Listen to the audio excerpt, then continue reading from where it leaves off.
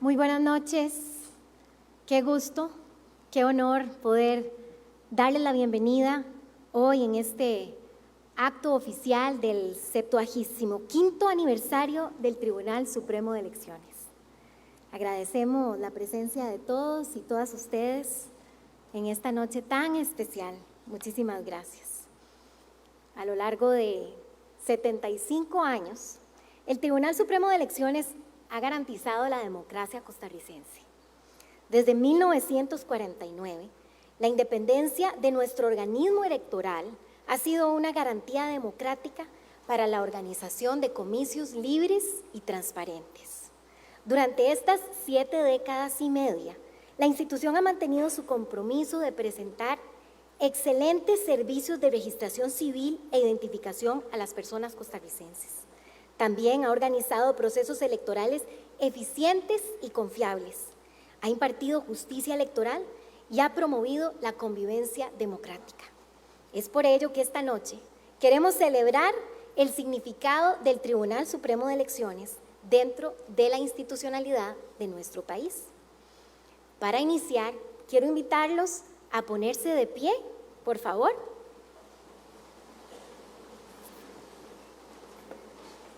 Vamos a entonar el himno nacional de Costa Rica y lo vamos a hacer acompañados por la Orquesta Sinfónica Juvenil bajo la dirección del maestro Carlos Guzmán Bermúdez.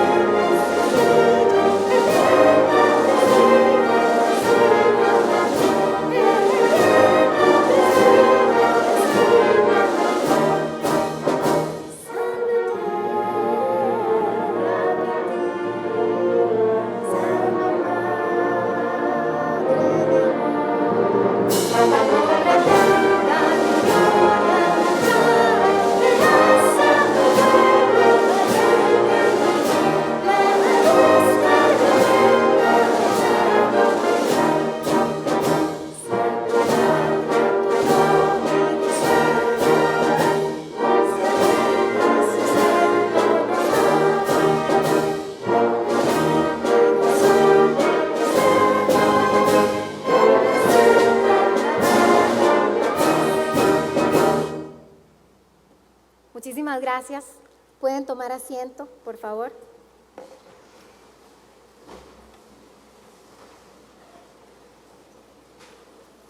En nombre de la magistrada presidenta del Tribunal Supremo de Elecciones, la señora Eugenia María Zamora Chavarría, del vicepresidente Max Esquivel Faerron y la magistrada Seti Bou Valverde, es un honor darle la bienvenida, saludarles en esta noche tan especial. De manera atenta, queremos saludar hoy al señor Orlando Aguirre Gómez, presidente de la Corte Suprema de Justicia, a la señora Rosalía Brown Young, presidenta en ejercicio de la Asamblea Legislativa, y al señor Stefan Brunner Neivik, primer presidente de la República.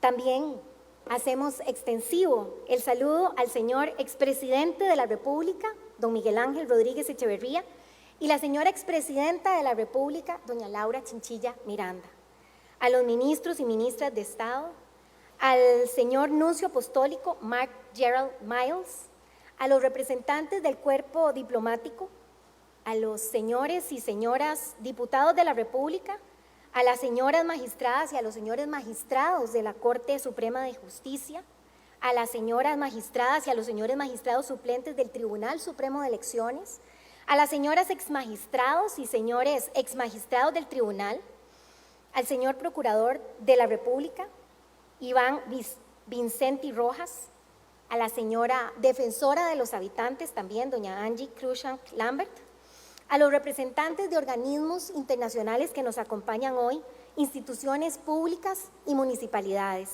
a los rectores y rectoras de las universidades, al director del Teatro Nacional, a los representantes del Cuerpo Nacional de Delegados y de los delegados de atención a los observadores internacionales. También saludamos a los estudiantes que nos acompañan esta noche, a las funcionarias y funcionarios electorales y a nuestras exfuncionarias y exfuncionarios electorales que ya se encuentran en el disfrute de su merecida jubilación. A todas y todos nuestros invitados especiales que hoy engalanan este acto con su presencia, bienvenidos. También saludamos a los medios de comunicación y a todas las personas que nos siguen por medio de las redes sociales del organismo electoral. Les extendemos nuestro respetuoso y cálido saludo, agradeciendo que sean parte de este importantísimo acto conmemorativo. El Tribunal Supremo de Elecciones nació para cerrar la herida abierta por la violencia política que sufrió Costa Rica durante los años 40 del siglo pasado. Hoy, 75 años después, este organismo electoral es reconocido a nivel internacional, a nivel mundial, por su solvencia técnica para organizar y dirigir procesos electorales. Esta institución tiene una enorme responsabilidad, la de preservar la democracia costarricense, como lo ha hecho durante 7 décadas y media. A continuación, vamos a hacer un recorrido y una reflexión sobre los hitos que han marcado la historia de este tribunal desde su creación. Para ello, nos honra contar con la presencia del historiador Tomás Federico Arias Castro. Por favor, les pido recibirlo con un caluroso aplauso.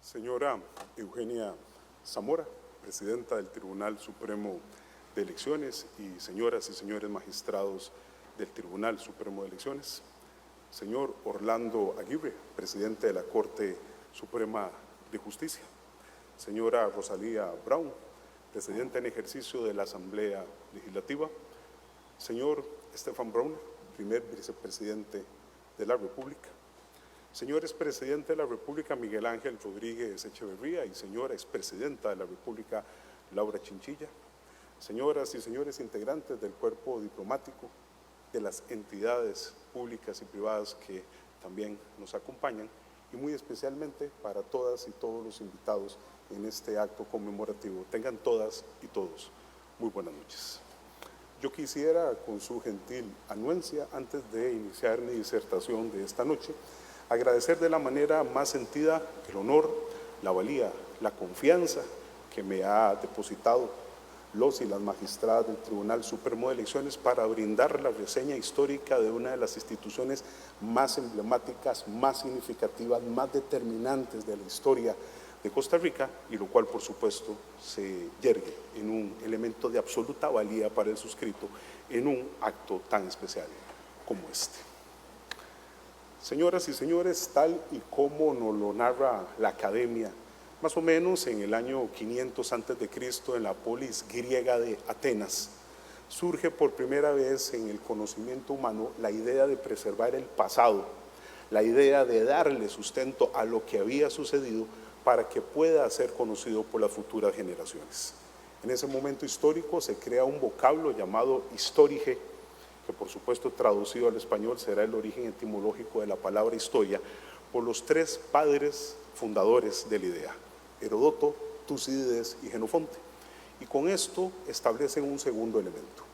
No existe ningún hecho de los seres humanos ni de las sociedades que haya nacido ni por generación espontánea, ni que sea producto de lo fortuito ni de lo casual, sino que por el contrario, todos los hechos humanos se preceden, se anteceden, se fundamentan en hechos previos que los explican. Y por supuesto, ese paradigma intelectivo es el que se cumple por antonomasia en la historia del Tribunal Supremo de Elecciones, cuyos antecedentes arrancan precisamente de la manera más primigenia en 1810.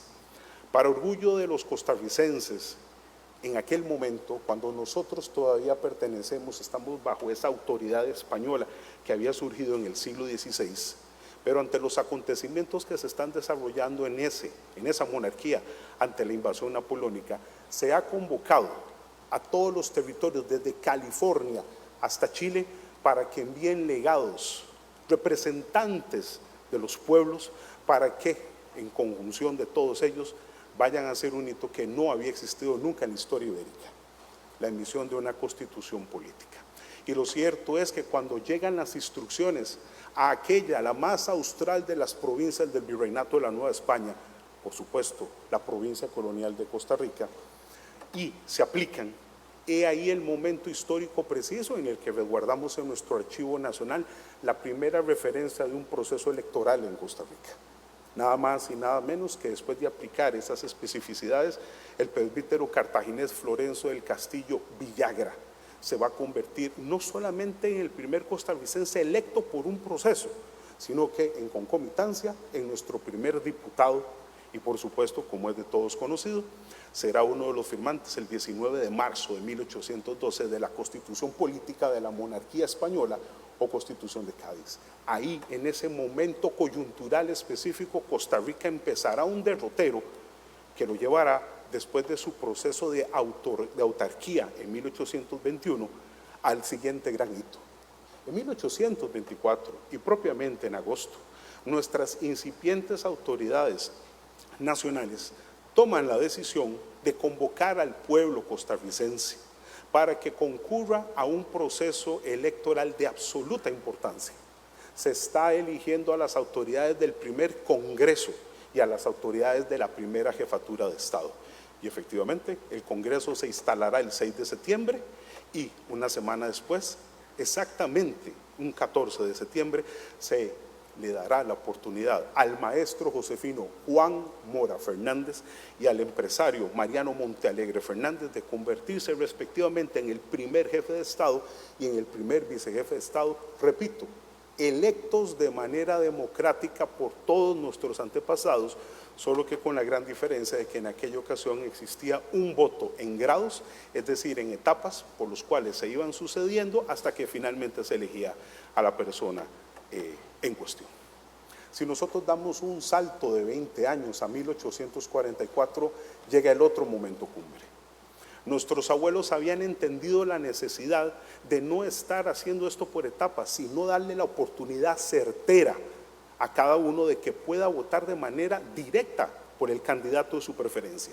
Y así, en la Constitución Política de 1844 se instaura de manera pionera el voto directo.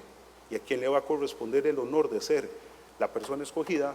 Bueno, el ciudadano Francisco María Oriamuno Bonilla se convierte en el primer personaje de la historia nacional que recibe el voto directo de los compatriotas para ejercer la jefatura de Estado. Lamentablemente esta historia no terminará bien. Un año después, por una serie de querellas internas entre las facciones que estaban aquí disputándose el poder, sobre todo en el Valle Central, se tomará a nuestro criterio la pésima decisión de derogar el voto directo, retrotraernos al voto indirecto de grados y así por el resto del siglo XIX. Ello no cambiará. Pero en 1893 pasa un elemento para el que no estaba preparada la sociedad costarricense. Resulta ser que después de una serie de circunstancias en la cual en cada proceso electoral que nosotros vemos en el siglo decimonónico se redactaban normas específicas, se entendió que esto no podía seguir así. No podíamos seguir estableciendo normas individuales para procesos individuales. Eso era altamente inconveniente. Y en 1893 se emite la ley electoral de ese año, última del siglo XIX, en la cual se conjuga, se concatena la mayoría de las especificidades que habían existido en ese siglo decimonónico, y tan buena fue esa recopilación que permanecerá vigente por el resto del siglo XIX y los 13 primeros años del siglo XX. ¿Qué ha sucedido en ese año tan importante? Resulta ser que se entendió que la ley de 1893 era anacrónica, se encuentra desfasada, se emite una nueva, siendo su gran artífice don Ricardo Jiménez Unamuno, quien ejercía en aquel momento la presidencia del país, y producto de eso, señoras y señores, se reinstaura el voto directo en Costa Rica. Ya nunca más un costarricense tendrá que delegar en otra persona su voluntad, su decisión. Y ese aspecto de voto directo se mantiene hasta el día de hoy como recuerdo permanente de esa estabilización que ya se empezaba a entender como necesaria, como imperiosa para poder construir una verdadera democracia. Un quinquenio más tarde, en 1918, sucede lo inesperado. Se ha emitido por parte de nuestras autoridades una segunda ley electoral, y en esa norma se establece la creación pionera de la famosísima Junta Nacional Electoral. Tienen ante ustedes el nombre de la primera entidad que en Costa Rica, aunque de manera tímida, se organizó, se creó, se fundó con la idea de velar por algunos aspectos de organización del proceso electoral. Lamentablemente, la coyuntura política de 1919 hizo que al año siguiente, de 1920, con una de esas muy peculiares normas costarricenses llamada Ley de Nulidades, se derogara tanto la ley electoral del 18 como la Junta Nacional Electoral. Y tendremos que dar un salto de casi 5 años para que en 1925, y atención por favor a este detalle, nuevamente con don Ricardo Jiménez como principal artífice intelectivo, se emita una tercera ley electoral. ¿Y qué es el punto más importante en este momento, en esta conmemoración? Se crea el Consejo Nacional Electoral. Véase que se está siempre bajo la tesitura de un órgano colegiado que vaya a tratar de incidir en la organización y vigilancia del proceso electoral.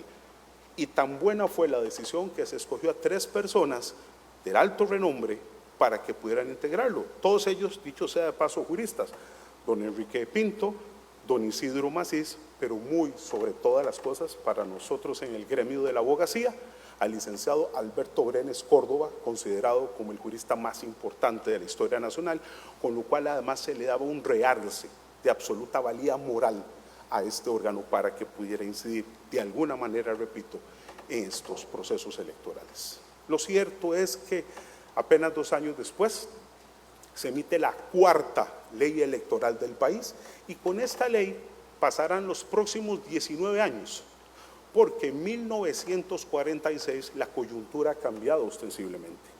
Nuestros antepasados entendieron que no podíamos seguir dándole una categoría jurídica de ley a una serie de circunstancias que necesitaba cambiar esa nomenclatura. Y es así como la el Congreso de la República emite en ese año del 46 el primer código electoral de nuestra historia. Pareciera que esto es un acto simplemente jurídico. No, precisamente se le quiso unir junto a la parte sustantiva, junto a las figuras electorales, la parte adjetiva procesal de cómo debían ejecutarse y organizarse los procesos electorales, y en la concatenación de esos 2 bloques surge por eso nuestro primer código electoral, con la idea, repito, de incidir todavía más por parte de la institucionalidad en esos procesos. ¿Quién es las personas que les va a corresponder ser parte como cabezas de esta nueva organización? Bueno, lo importante antes de decir el nombre de estas personas es que se cambia por tercera vez el nombre de la organización, y así por primera vez en la historia se crea un Tribunal Nacional Electoral. Véase que ya hemos pasado de aquella idea de 1925 de un consejo a un aspecto de naturaleza, ahora sí jurídica, en 1946, y esto tuvo una explicación. La palabra tribunal, lejos de lo que puede pensarse, no pertenece solamente al gremio de lo jurídico. Había venido precisamente de esas facetas del tribuno de la plebe en la época de la República Romana, que se dedicaba a convocar a los comicios, o sea, a las entidades, a las asambleas romanas, para que votasen por las decisiones. Y por eso, con esa idea de unir lo electoral, lo político y lo jurídico, se crea este concepto de Tribunal Nacional Electoral en 1946, y tendrá el jurista Octavio Beche Argüello como primer presidente, y en segunda instancia a Max Cover Bolandi como segundo presidente. Lamentablemente, señoras y señores, como es bien sabido de todos nosotros, la familia costarricense se enluta, lamentablemente, por un aspecto de naturaleza política de ostensible importancia como es la Guerra Civil de 1948. ¿Qué es lo que ha sucedido? Divide, repito, a la sociedad costarricense de manera trágica. ¿Y qué es lo que ha sucedido? Que al término de este conflicto y cuando se instala en mayo de 1948 una junta fundadora de la Segunda República, toma entre sus decisiones la que siempre ha sido considerada como una de las partes por antonomasia de la historia electoral en Costa Rica, su famoso decreto 171 del 14 de septiembre de 1948, que decide cambiar el nombre de Tribunal Nacional Electoral por el de Tribunal Supremo de Elecciones. Ese es el momento, ese es el punto de inflexión en el cual la institución adquiere esa específica categoría. ¿Y qué es lo que va a suceder? Que entonces le tocarán los dos elementos de importancia, no más a los meses. ¿Por qué decimos esto? Porque resulta ser que apenas en febrero de 1949, y cuando ya está instalada la archiconocida Asamblea Nacional Constituyente desde el 15 de enero, ha llegado, repito, en el mes de febrero, un proyecto de constitución política para sustituir a la decimonónica de 1871. Aquí con un paréntesis, con su permiso, ese proyecto de ley había sido solicitado por la Junta Fundadora de la Segunda República para que sirviese de modelo y de base a lo que se iba a emitir como una nueva constitución. Lo que pasa es que cuando llegó a la Junta le adiciona una serie de elementos, y ¿qué es lo que nos interesa? Tal y como podemos observar en nuestro Archivo Nacional, casa de todos los que nos dedicamos a la investigación histórica, en su artículo 7 indica, y yo me atrevería a decir, parafraseando al gran historiador Stefan Zweig, un momento estelar de la historia, se dijo que junto al Poder Legislativo, al Ejecutivo y al Judicial debería agregarse un cuarto poder al que se le llama poder electoral, con ese nombre, con ese rango, con esa categoría y con esa independencia. ¿Por qué? Porque se estaba basando precisamente en las tesituras que ya el gran filósofo John Locke había establecido en su gran célebre obra El ensayo sobre el gobierno civil de 1690, que luego continuaría el gran Voltaire en las cartas filosóficas de 1734, y por supuesto en el libro por antonomasia de nosotros los abogados, El espíritu de las leyes de 1748 del barón de Montesquieu. Cada una de las obras que habla de la necesidad de la creación de que el poder debe dividirse tripartitamente, y en este proyecto, repito, se le agregará esta idea de crear un cuarto poder. Lamentablemente, la idea no fue acogida. En la coyuntura de abril de 1949, la Asamblea Nacional Constituyente desecha el proyecto presentado, tomarán como base a la Constitución de 1871, y eso será el derrotero por el cual seguirá su camino. Eso sí, el Tribunal Supremo de Elecciones se pone una flor en el ojal apenas 5 meses después, en uno de los hechos más determinantes, y yo me atrevería a decir, más significativos para nosotros los costarricenses. Se organiza el primer proceso electoral por parte de esta entidad, cuando todavía no se le ha dado la categoría que luego tendrá. ¿Y por qué decimos esto? Porque como se resguarda en nuestros archivos, se convoca a la población costarricense para que vote por los diputados que van a integrar la Asamblea Legislativa de 1949 a 1953, y ahí, en ese momento específico, el tribunal será el órgano que dirija y que fiscalice esta elección. Apenas un mes después, la fecha que nos convoca el día de hoy. Como es bien sabido, el 7 de noviembre de 1949, nuestra Asamblea Nacional Constituyente emite la Constitución Política homónima, que en su título octavo de los derechos y deberes políticos y propiamente en su capítulo tercero se titula Para honra de Costa Rica del Tribunal Supremo de Elecciones, regulado entre los artículos 99 al 104. Es esta la fase específica en que adquiere esa categoría de constitucionalidad para nuestra historia. Y véase lo que son las cuestiones de la vida. Menos de un año después, julio de 1950, le tocará al tribunal organizar, fiscalizar y vigilar la primera elección de la historia ya con rango constitucional, porque como es bien sabido, se da ese célebre plebiscito entre los cantones de San Ramón y San Carlos y propiamente entre los poblados de la Tigre y la Fortuna para ver a qué cantón pertenecían. ¿Y por qué decimos valioso? Porque tiene nombre de dama, porque tiene nombre de mujer costarricense.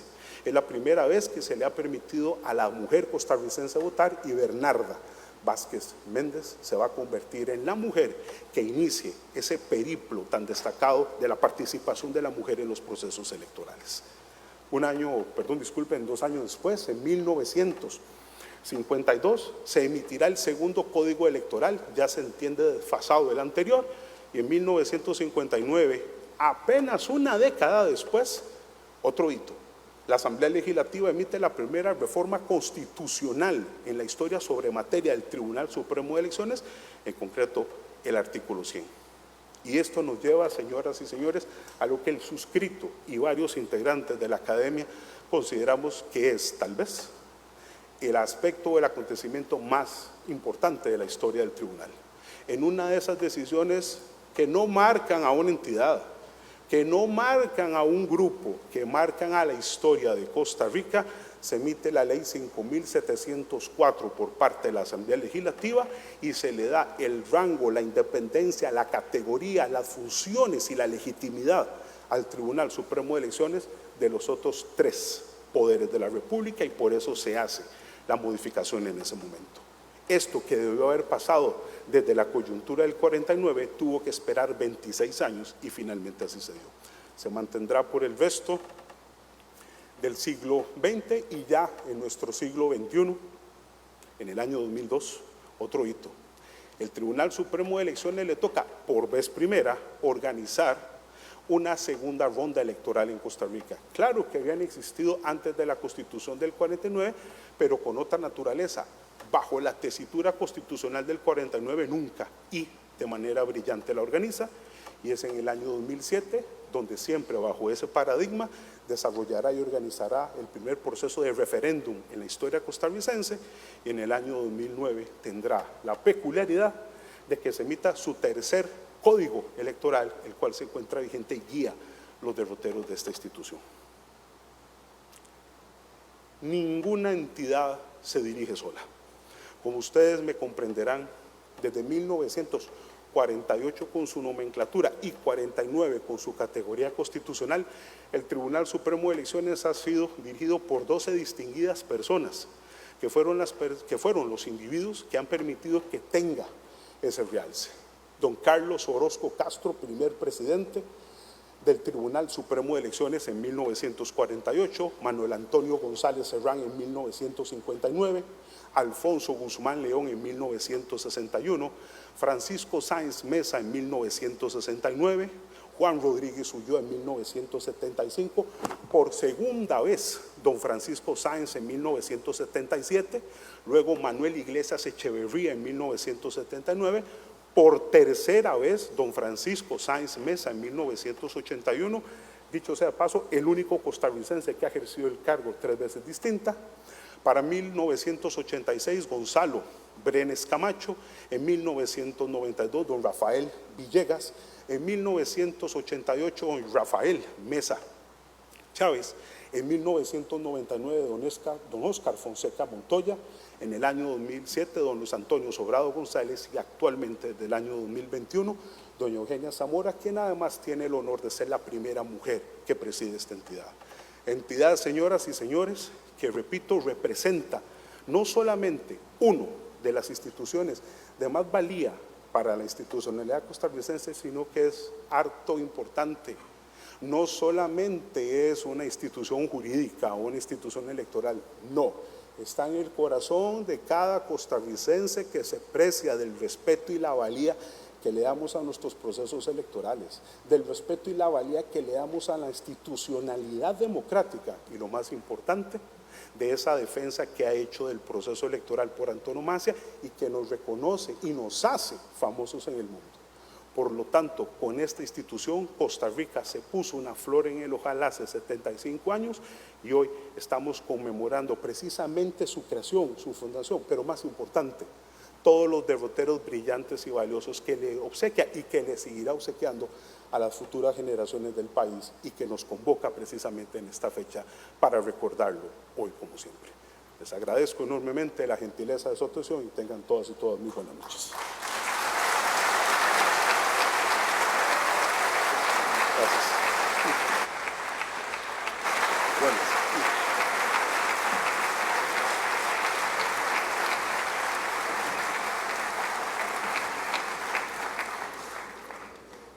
Muchísimas gracias al historiador Tomás Federico Arias Castro por esa presentación que nos permitió conocer a fondo esta historia tan interesante del Tribunal Supremo de Elecciones y los 75 años que lleva garantizando nuestra democracia. De seguido vamos a escuchar a la Orquesta Sinfónica Juvenil, nuevamente bajo la dirección del maestro Carlos Guzmán Bermúdez, y esta noche nos van a deleitar ellos con las siguientes interpretaciones: Soy Tico y canto a la abolición del ejército. Un aplauso, por favor, para Carlos Guzmán y la Orquesta Sinfónica Juvenil.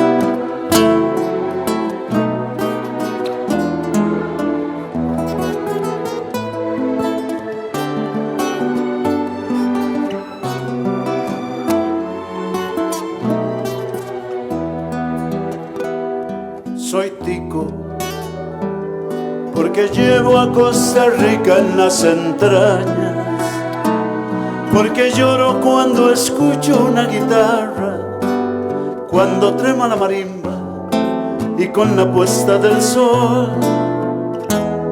Soy tico y si me asomo a la ventana, me cautiva la montaña, se me alegra el corazón. Soy tico porque siento las canciones de mi tierra, porque vibro con la luna liberiana, caballito nicoyano, la patriótica y pasión. Soy tico y cuando miro la alborada, el lamento del chigüiro me acelera la emoción. Fuertes aguaceros, es como si yo fuera la semilla. Me huele a tierra fértil el sendero, llenando de ilusión mi alma sencilla. Soy tico porque cada vez que encuentro a los amigos forasteros les demuestro mi calor. Soy tico porque vivo enamorado y orgulloso de la tierra que ha inspirado mi canción.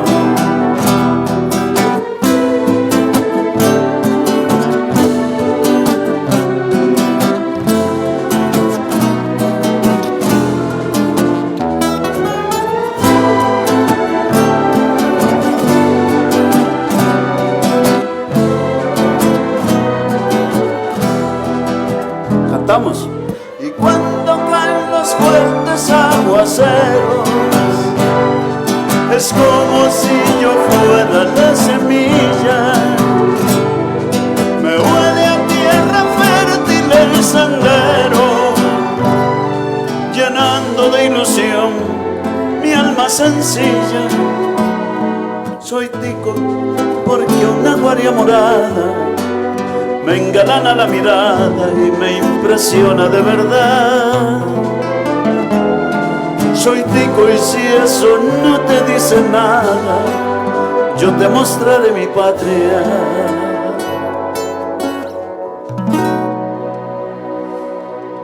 Dame la oportunidad.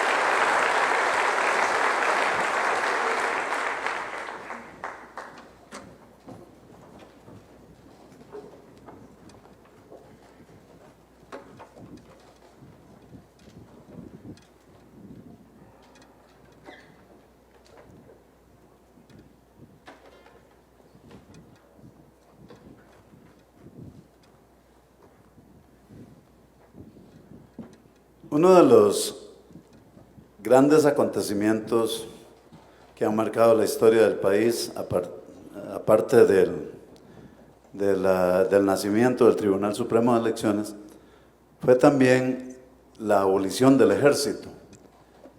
Estos dos hechos han marcado definitivamente y reforzado nuestra democracia. Porque aparte de todo lo que había pasado, se consolidó el hecho de que se pueda escoger a nuestros gobernantes con los votos y no con las armas, como muchas veces había sucedido. Eso me inspiró a escribir esta canción que se llama El canto a la abolición del ejército en Costa Rica. Para esta canción voy a invitar a la cantante, queridísima amiga Lucía Regidor, para que me ayude a cantarla con ustedes.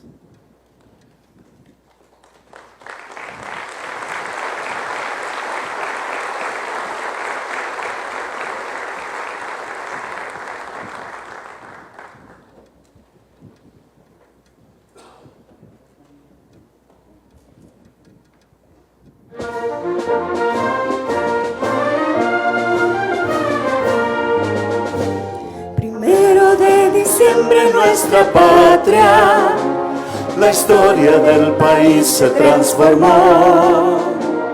Callaron para siempre las metrallas, el trueno del fusil y del cañón. Por eso es que hoy el mundo nos conoce y nos respeta por la decisión de levantar cuadernos y violines en vez de un rifle cruel y destructor. Costa Rica sin armas tiene la fuerza de un gran batallón. Orgullosos cantemos, viva la paz y que muera el cañón.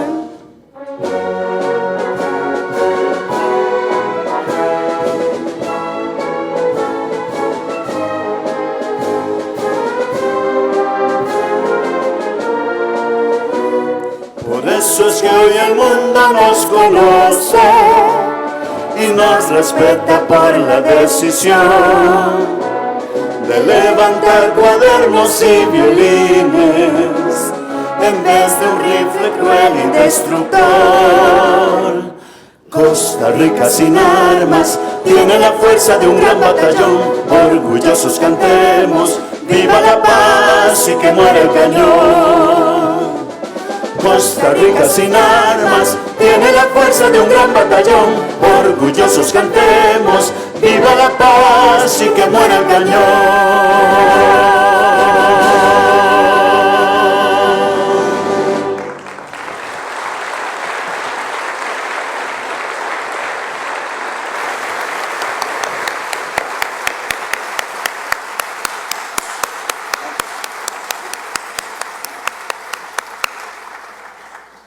Bueno, y para concluir esta hermosa presentación musical, vamos a pedirles de nuevo si se pueden poner de pie, por favor. Muchísimas gracias. Les pedimos que se pongan de pie porque vamos a entonar con orgullo el himno del tribunal. El pueblo tiene una voz. Y con todo respeto queremos invitarles a que puedan seguir la letra de este himno que se encuentra en el reverso del programa que les entregaron al entrar.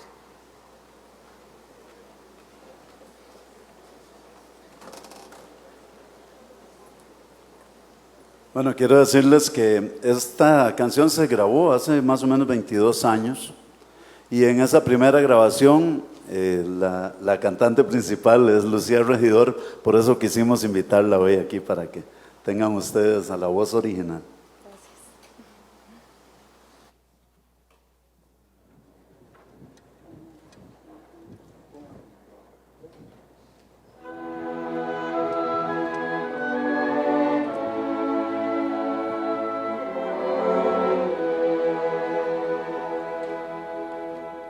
Si mañana faltara la libertad, si tuviéramos que aceptar todo contra nuestra voluntad, Si no existiera el valioso derecho de votar, de elegir un futuro en libertad, nuestra patria no sería igual. Este día marcará la historia que tus hijos podrán continuar, sin importar colores ni banderas, vamos juntos a votar. El pueblo tiene una voz que nadie debe callar, es el derecho de votar, de elegir en libertad. El pueblo tiene una voz que el mundo debe escuchar, ven a expresar tu voluntad por la patria y por la paz.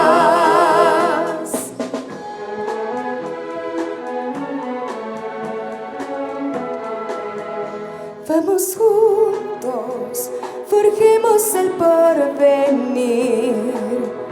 Con tu voto vas a sentir que eres parte vital del país.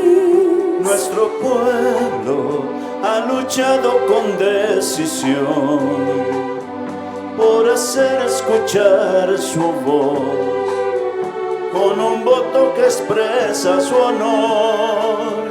Somos libres los costarricenses, con esfuerzo forjamos la paz. En nuestras manos se moldean sueños de igualdad y bienestar. El pueblo tiene una voz que nadie debe callar, es el derecho de votar, de elegir en libertad. El pueblo tiene una voz que el mundo debe escuchar, ven a expresar tu voluntad por la patria y por la paz.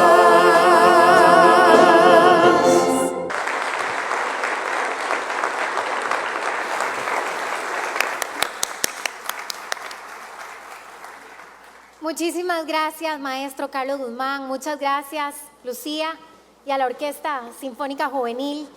Por favor, despidámoslos con un fuertísimo aplauso.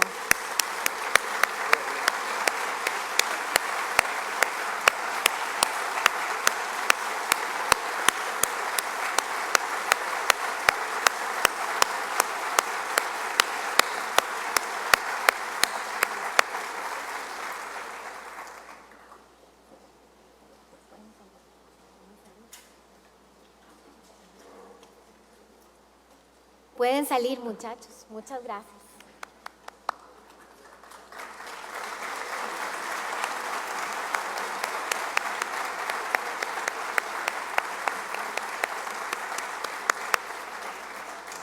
Gracias por recordarnos qué orgullo tenemos de ser costarricenses, qué gran orgullo de estar celebrando hoy. De verdad que se siente uno inspirado por la música, por los jóvenes, por el momento, por el acontecimiento. El Tribunal Supremo de Elecciones surgió como una de las principales innovaciones institucionales de la Constitución Política de 1949. Esa decisión del constituyente de hace 75 años nos ha permitido a nosotros, a Costa Rica, disfrutar de una gran estabilidad política en la región. Al tiempo que mundialmente, cuando vamos a otros países, nos sentimos orgullosos y se nos reconoce por el orden y la integridad de nuestros procesos electorales. De la mano de Jaime y de su nieta Clara, vamos a conocer la evolución del Tribunal Supremo de Elecciones en la historia que nos compartirán.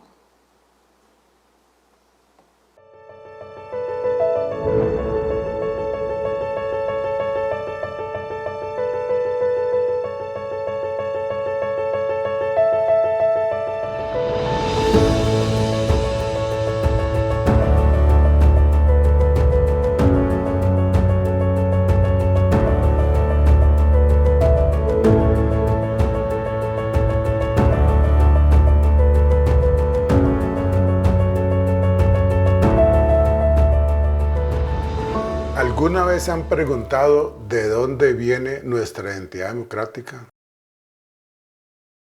Tito, ¿estás hablando solo? Ay, Clarita, solo pienso en voz alta. Es tan bonito vivir en Costa Rica. Estaba recordando el tribunal. ¿Dónde trabajaste, Tito? Sí, en el Tribunal Supremo de Elecciones y pensaba cómo ha influido en la historia de nuestro país. ¿Sabías que el mismo año en que yo nací se creó el tribunal? Entonces el tribunal también cumple 75 años. Sí, y me emociona mucho que conozcas conmigo la institución que tanto influyó en mi vida y sobre todo en nuestra querida Costa Rica. Tito, pero entonces si cumplen 75, ¿en qué año naciste? Yo nací en 1949. Ese fue un año histórico porque se creó el Tribunal Supremo de Elecciones y también se le unió al registro civil. Ahí donde vamos a sacar tu TIN. Exacto. Bueno, ese año en que nací fue muy difícil. Estábamos en plena crisis porque había ocurrido una guerra. ¿Una guerra en Costa Rica? Sí, fueron tiempos muy duros. Yo nací un año después de que terminara, pero a mi amiga Carmen sí le tocó vivir el dolor de esos días. Se desarrolló una campaña política un poco acalorada. Se celebró una asamblea un domingo, por cierto, para revisar eso de las votaciones y le anularon las elecciones. Eso fue una bomba, ¿verdad?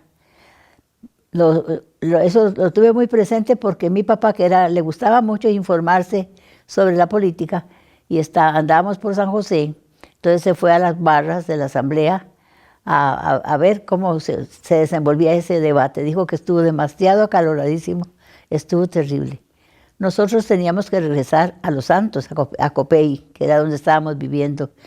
Y en la carretera interamericana, cuando ya estaba la carretera, cuando íbamos en un lugar allá por donde está la sierra, más o menos por ese lado, la entrada a la lucha, nos pararon en la cazadora, como decíamos antes, y la registraron unos señores armados. Nos bajamos de la cazadora y seguimos a pie para Copey, y en la plaza de Copey estaba mi tío y estaba escuchando un radiecillo de esos transitores. Y le dice a papá, está fea la cosa, mataron a Perro Negro. Ya ahí estalló la revolución. Todo se cerró, cerrar pulperías y cerrar todo en Santa María. La escuela, por supuesto, que no iba a estar abierta, sino que era para las tropas. Y la lechería de don Jeremías Ureña, en esa lechería se alimentaban. A la gente le faltaba la comida en Santa María, pero sus negocios estaban cerrados. Algunos venían escondidas por una ventanita. Los combates eran en el empalme, ahí eran todas las refriegas. Y parece que después, como avanzaban hacia adentro, San Isidro General. Entonces habían tomado todo lo que es la zona sur, desde el empalme hasta San Isidro General, la lucha, todo eso lo había tomado los revolucionarios. Estábamos con la zozobra de que el gobierno podía ir a bombardear por ser una zona roja, digamos, de la revolución. Pero no, nada, no nos pasó nada. Eso es lo que puedo recordar de Santa María. Tito, ¿y después qué pasó? Ay, Clarita, después de la guerra muchas cosas cambiaron. De hecho, a inicios de los 50, las mujeres pudieron votar por primera vez. Imagínate, después de tantos años de espera, eso fue un gran acontecimiento. Era una conquista, porque habían luchado muchas mujeres por el voto femenino. Y siempre uno fue como de mucho ánimo, y sobre todo más la política, ¿verdad? Aunque uno no era extremista ni nada, pero sí amamos a Costa Rica para buscar buenas autoridades, ¿verdad? Y yo feliz, seguro me hice un vestido bonito para ir a votar. La satisfacción es que yo puedo, nadie me está induciendo a que yo vote por tal. No, yo puedo, tengo mis convicciones y sé por cuál voto, ¿verdad? Sobre todo cuando ya se aprobó el voto femenino, ni hablar, no vamos a desperdiciar ese derecho, ¿verdad? Sobre todo esto, ¿verdad? Que tenemos un tribunal electoral totalmente imparcial y que eso nos da una seguridad de que todo va a transcurrir en paz y respetando nuestra opinión, nuestra decisión. Ya uno va a votar y está decidido por quién va a votar, ¿verdad? Que eso es lo más lindo, es un derecho y una alegría, aquí es como una fiesta. Clarita, te tengo una sorpresa. Ahí en la gaveta, mi primera cédula de identidad. Abrí la gaveta, ahí está. ¿Aquí?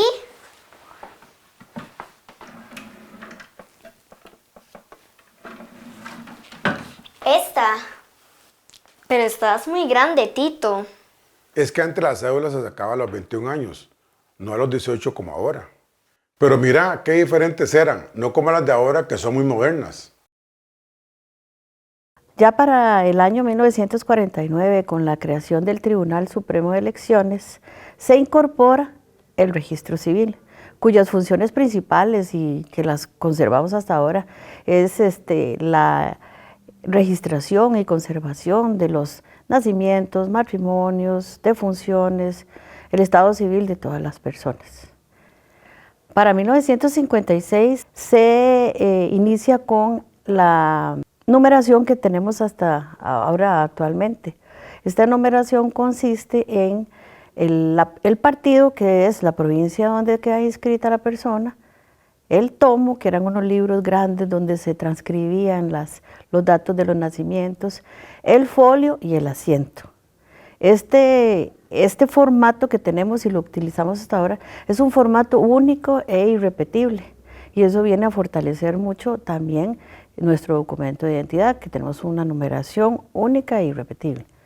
Durante este año se abrieron las 3 primeras oficinas regionales en Siquirres, en Limón y en Liberia, y acercando los servicios que brindaba en ese tiempo el registro hacia los ciudadanos. Actualmente tenemos 32 oficinas regionales alrededor del país. Ya para 1960 se le otorga el aval al registro electoral para emplasticar el documento.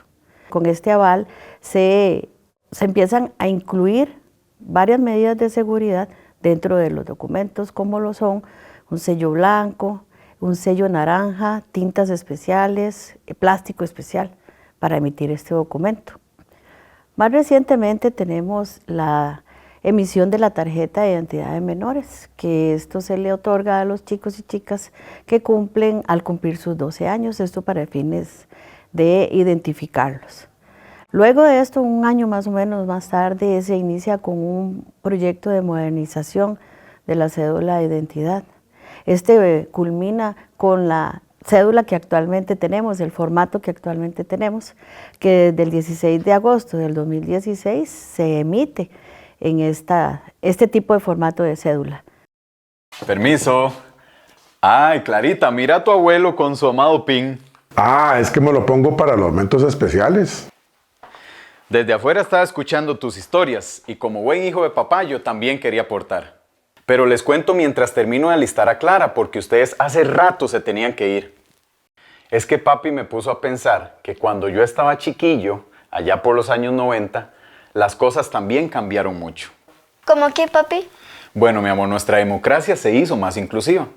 Me acuerdo cuando se comenzaron a instalar juntas receptoras de votos en las zonas indígenas y también en los centros penitenciarios. Pero bueno, vamos saliendo y les voy contando. En lo que respecta a la universalidad del sufragio, es importante mencionar que nuestra Constitución política garantiza el derecho al sufragio a todos los ciudadanos costarricenses. Basta con cumplir 18 años y solicitar una cédula de identidad para que el tribunal esté obligado a inscribir a esa persona en el Padrón Nacional Electoral. En torno a este principio de universalidad del sufragio, es importante mencionar dos hitos que se dan en los años 90. Número 1, una reforma legal que faculta al tribunal a instalar mesas de votación en los centros penitenciarios, con el objeto de garantizar el derecho al sufragio de los privados de libertad.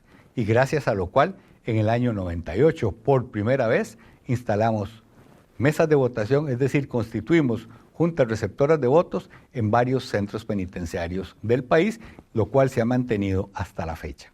Y el otro hito fue garantizar a la población indígena su derecho a tener una cédula de identidad, en virtud de lo cual el Tribunal Supremo de Elecciones empezó a realizar giras desde los años 90 a todas las poblaciones indígenas para dotar a la ciudadanía de su documento de identidad.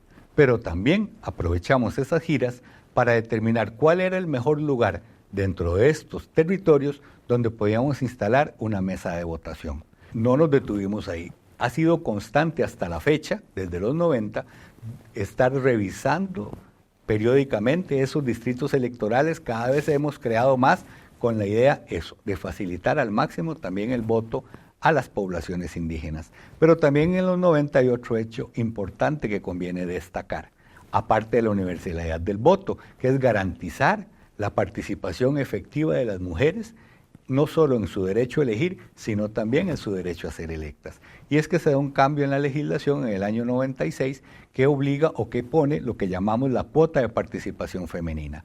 Y es que las listas de candidatos deben estar conformadas al menos por un 40% de mujeres.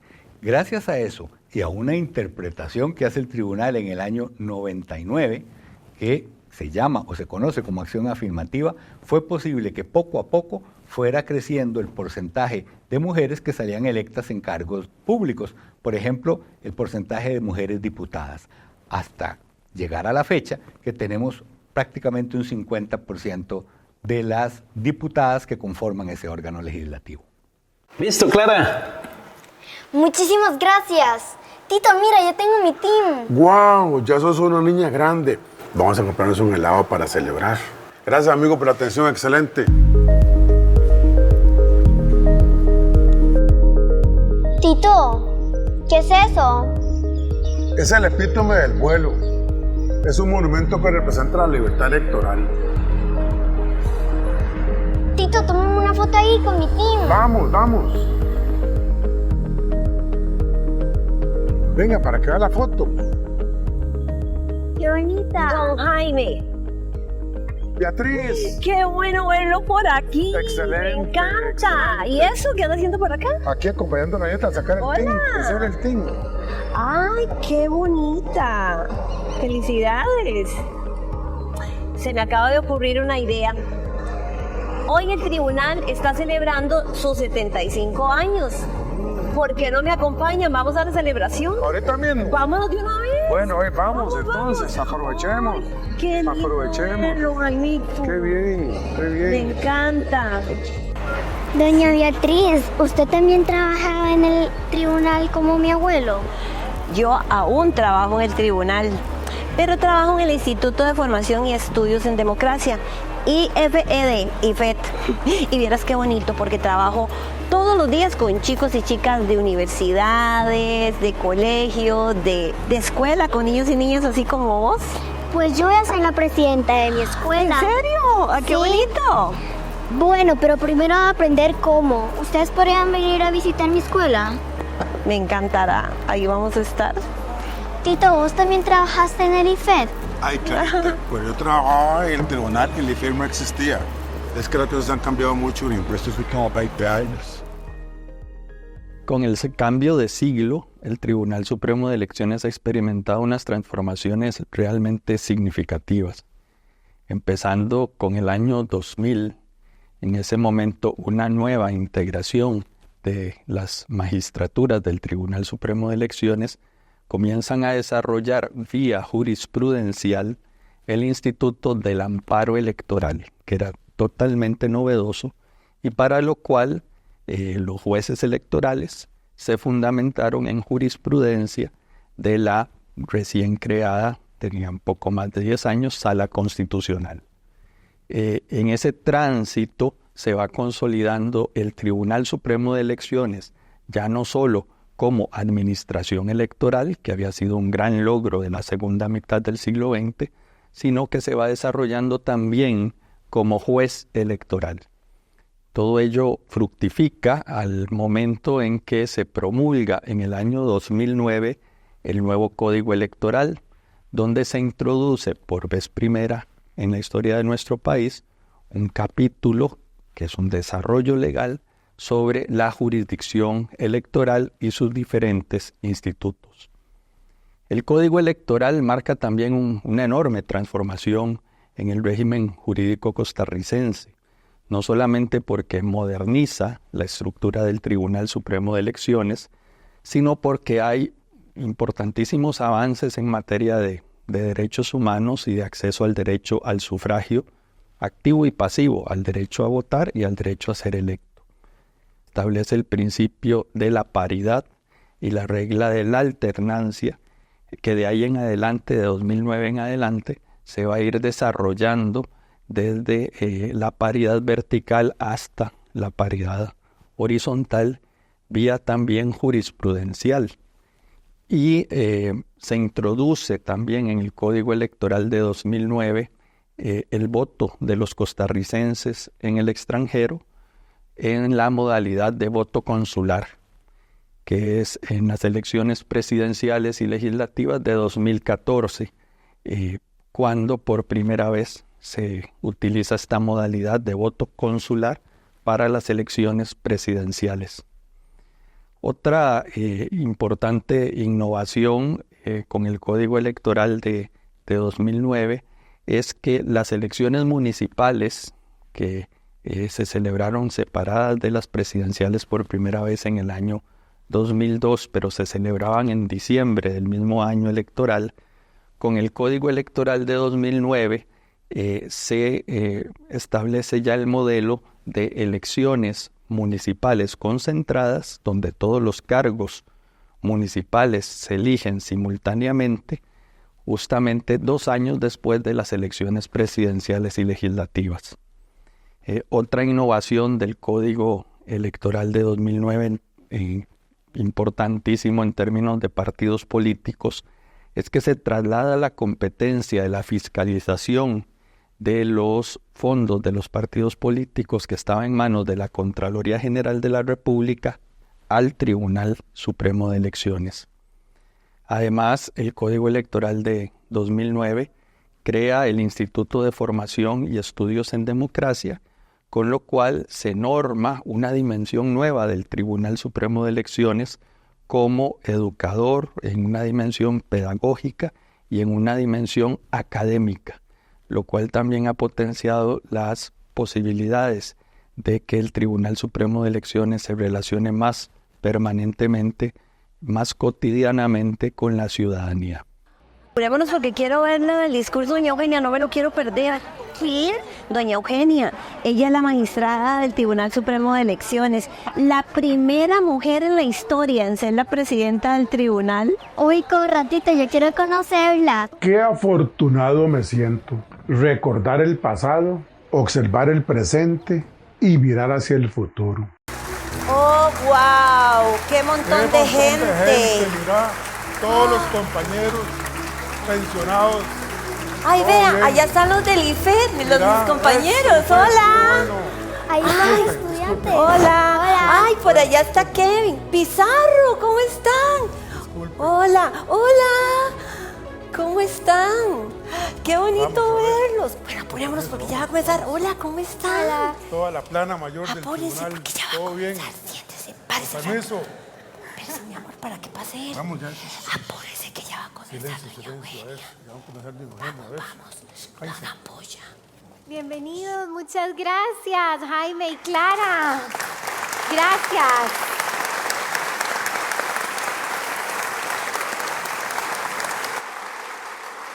Qué lindo que nos contaron la historia de nuestro Tribunal Supremo de Elecciones y Beatriz tiene toda la razón porque ya vamos a escuchar las palabras de la señora Eugenia María Zamora Chavarría, magistrada presidenta, a quien quiero invitar a este escenario. Por favor, doña Eugenia, fuerte aplauso.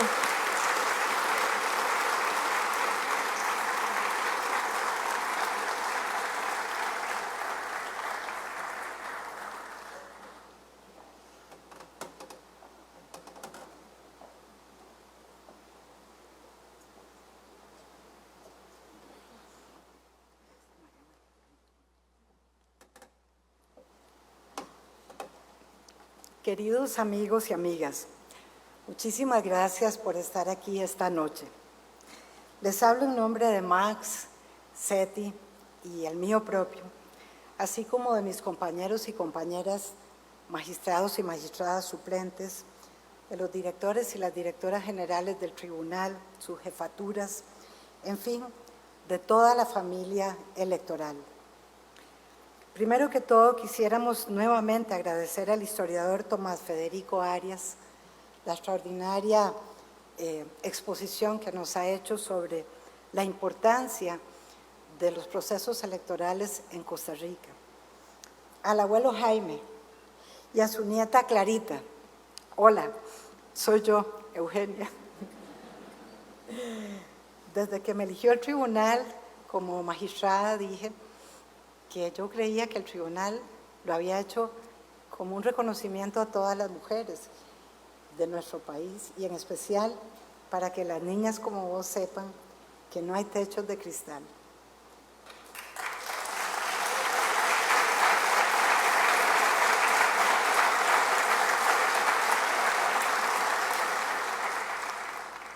Nuestro agradecimiento al primer vicepresidente de la República, don Stefan Brunner, un gran honor que nos acompañe esta noche. A los señores expresidentes de la República, don Miguel Ángel Rodríguez Echeverría, precisamente durante su gobierno se le dio cédula de identidad por primera vez a las poblaciones indígenas costarricenses. Y a doña Laura Chinchilla Miranda,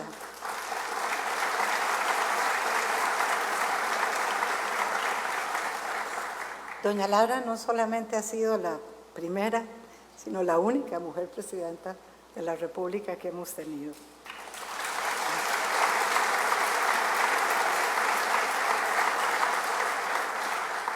Un saludo a doña Rosalía Brown Young, presidenta en ejercicio de la Asamblea Legislativa, a las señoras diputadas y a los señores diputados que nos acompañan, y muy en especial también al señor diputado don Fabricio Alvarado, en cuyas manos estamos hoy porque preside la Comisión Especial de Reformas Electorales que estamos discutiendo ambos organismos del país.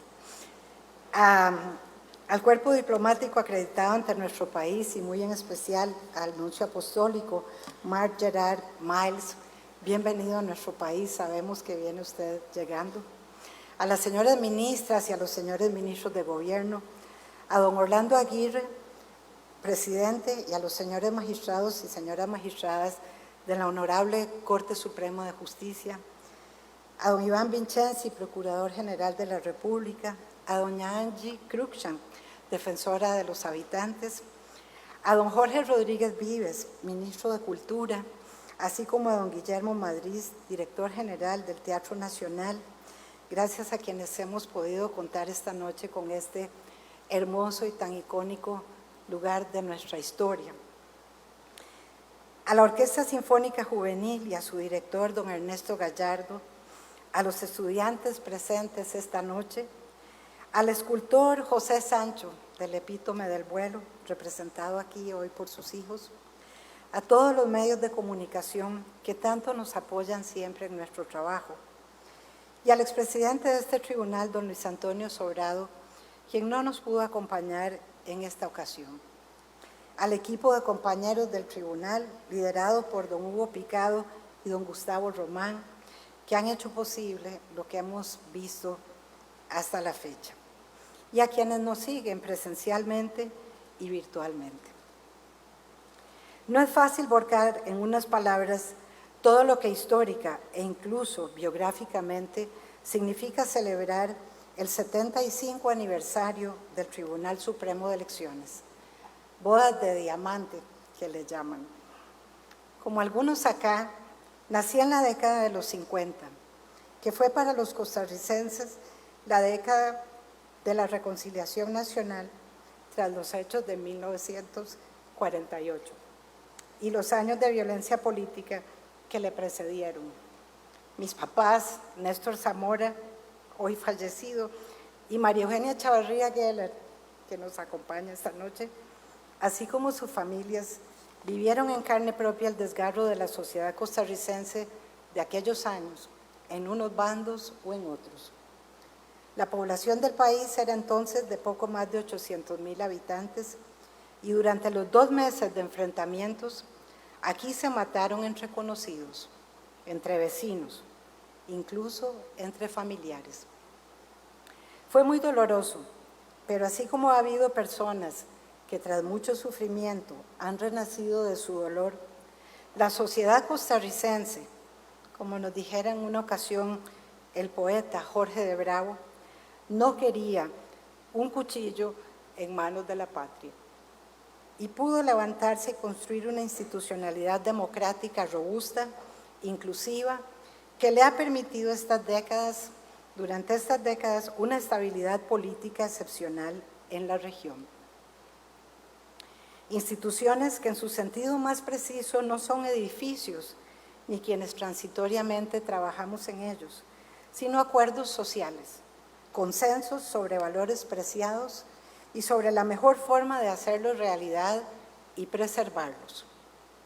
Eso es el Tribunal Supremo de Elecciones como institución, un acuerdo social para garantizar que en este país todos y todas contemos, disfrutemos de plenos derechos políticos, podamos expresarnos con libertad en las urnas, se respete nuestra voluntad electoral y que los principios cívicos y democráticos de convivencia continúen arraigando en las nuevas generaciones. Es formidable.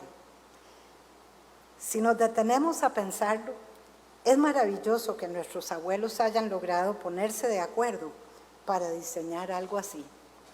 Y más asombroso aún que haya funcionado tan bien, evitándole a nuestro pueblo tanto sufrimiento y atraso como el que la violencia política suele infligir a las sociedades que la padecen.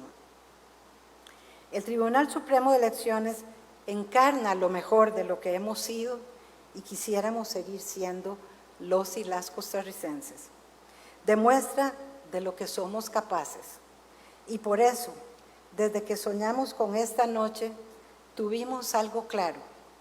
No era para celebrar el aniversario de nuestra institución, de las 1,600 personas que trabajamos ahí, sino los 75 años de esta construcción costarricense, de esta decisión histórica permanentemente renovada de nuestro pueblo, de zanjar sus diferencias políticas civilizadamente y de reconocernos unos a otros como ciudadanos y ciudadanas con derecho a participar en la vida política.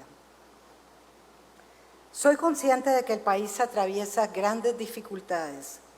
Hay datos objetivos en temas sensibles como la desigualdad, la inseguridad ciudadana y la criminalidad, o la calidad de los servicios públicos que se han deteriorado. Sonará banal, hasta en algo tan accesorio, pero a la vez tan importante en términos identitarios para los costarricenses, como lo es el fútbol, andamos de capa caída. Sin embargo, la victoria de Sherman Whitty me hace evocar la bella canción de Fito Páez, que se pregunta, ¿quién dijo que todo está perdido? Yo vengo a ofrecer mi corazón. Esta noche, el corazón, la maestría, vocación y disciplina de Sherman, de la música de don Carlos Guzmán, de la interpretación de nuestra Orquesta Sinfónica Juvenil, nos permite plantearles algo de lo que en el tribunal estamos convencidos. Si preservamos nuestra democracia, estamos en condiciones de superar juntos y juntas cualquier adversidad, porque ya lo hemos hecho en el pasado, porque esto es una tierra labrada con mucho esfuerzo y amor por nuestros ancestros, y porque nuestros hijos e hijas merecen un lugar en el mundo donde ser felices en paz y libertad.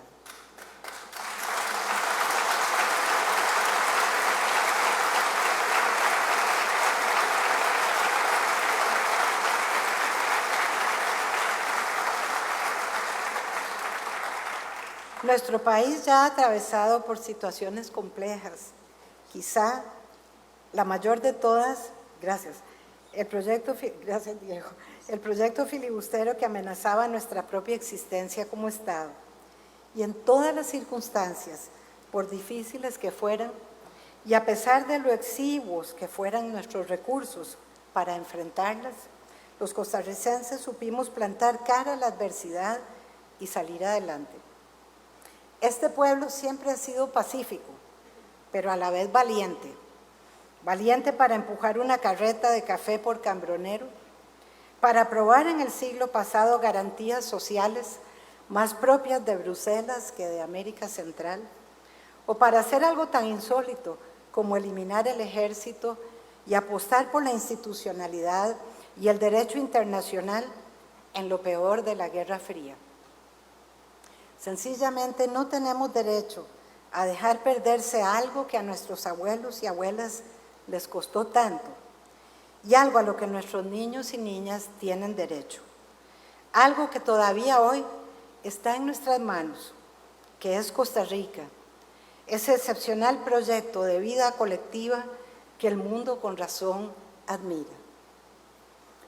El Tribunal Supremo de Elecciones es, por todo eso, memoria colectiva del más noble y osado compromiso de nuestra nacionalidad, el de convivir vertebrados por un andamiaje constitucional a la altura de los tiempos, bajo ese sistema político llamado democracia liberal, la más sofisticada conquista del espíritu humano tras milenios de ensayar formas, casi siempre cruentas, de organizar y ejercer el poder.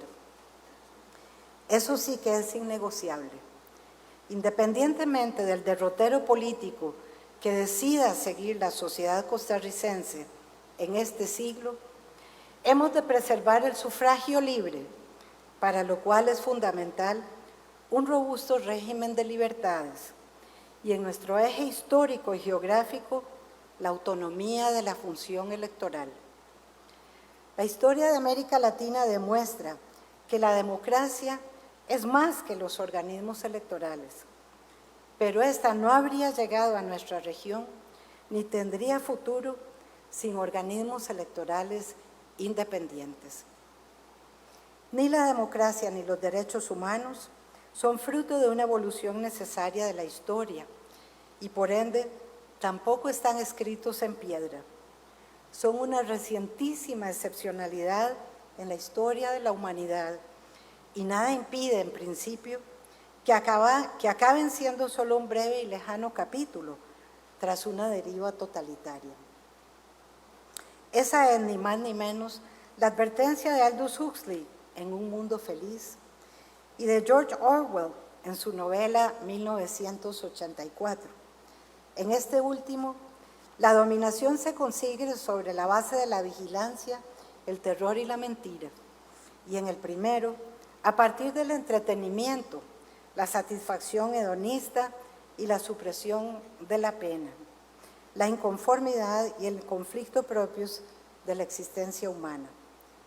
Pero el común denominador de ambas novelas es la supresión de la política, del disenso, del debate, bajo una tiránica uniformidad de mando y de visión de mundo.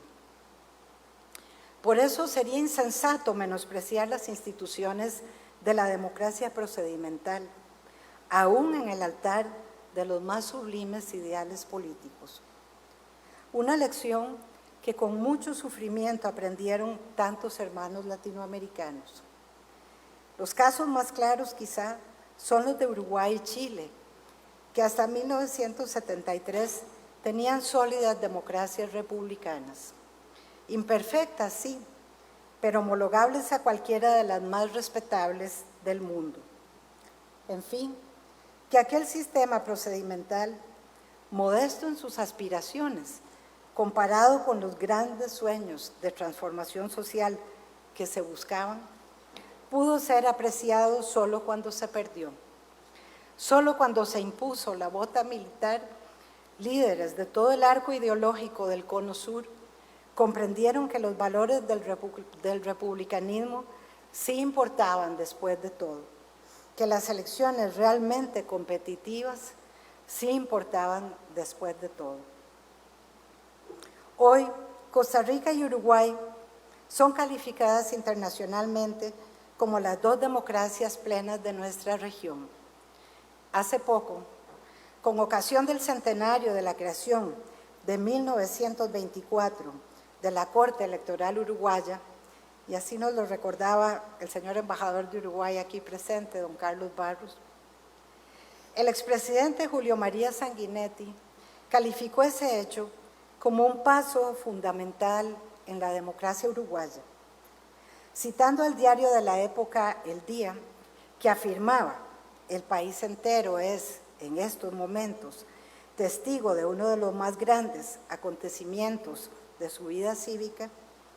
El 2 veces presidente de Uruguay añade: la Corte ha ofrecido una garantía que le ha dado paz y transparencia al sistema de la democracia representativa, basado necesariamente en elecciones de, por definición, representantes.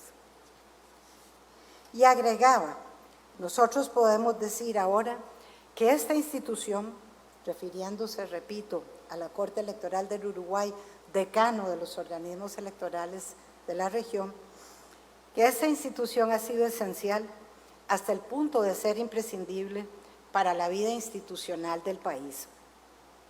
Con esas sentidas palabras se refirió a la Corte Electoral de su país el mismo Sanguinetti, que el 28 de octubre de 1989, en este mismo Teatro Nacional de Costa Rica, dijo: donde haya un costarricense, esté donde esté, hay libertad.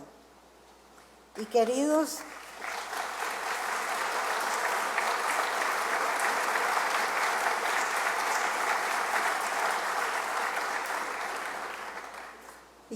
amigas y amigas, este Tribunal Supremo de Elecciones ha sido pieza clave de esa libertad.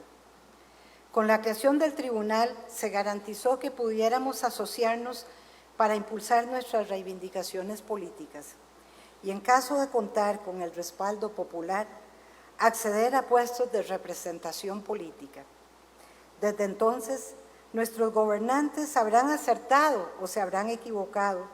Algunos lo habrán hecho mejor o peor que otros, pero todos, absolutamente todos, sin una sola excepción, han sido libremente electos en las urnas por el pueblo de Costa Rica y han cesado su mandato al cabo del periodo establecido.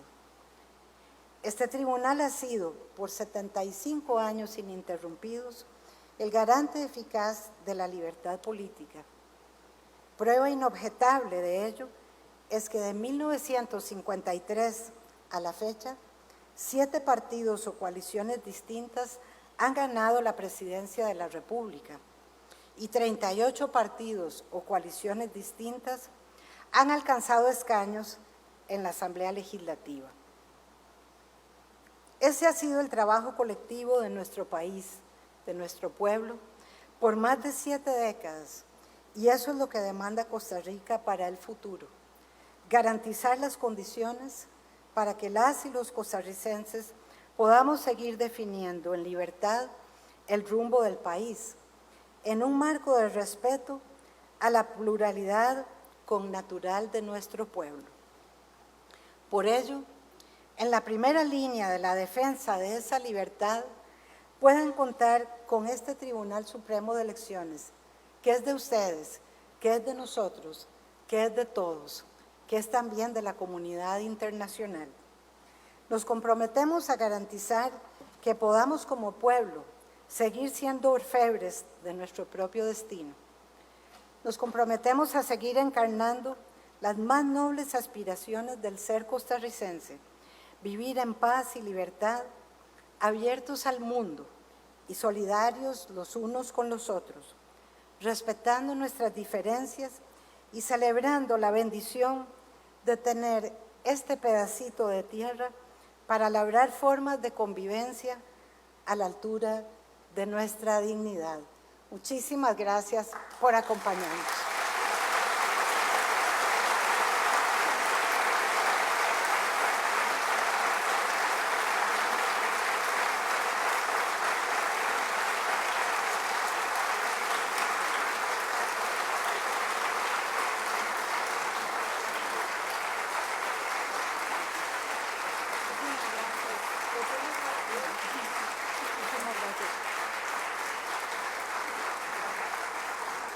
Muchísimas gracias, doña Eugenia. Como mujer costarricense, hoy es una noche que experimento mucha gratitud y orgullo también de que una mujer sea quien esté al frente de esta institución. Con grandes emociones encontradas, yo creo que todos, ¿verdad que sí? Y sumamente orgullosos, como hemos dicho y repetido en esta noche, por 75 años del Tribunal Supremo de Elecciones, garantizando la democracia costarricense. Así cerramos hoy este acto, agradeciendo profundamente a ustedes, a todas las personas que nos acompañaron en esta noche, a los que estuvieron presencial y también a los que nos acompañaron virtualmente en las redes sociales, en especial a la Universidad Latina de Costa Rica, porque ustedes fueron un apoyo fundamental para poder transmitir este acto mediante las redes sociales. A todas, a todos, agradecemos su presencia y su compañía y les deseamos que tengan muy buenas noches. Gracias por acompañarnos.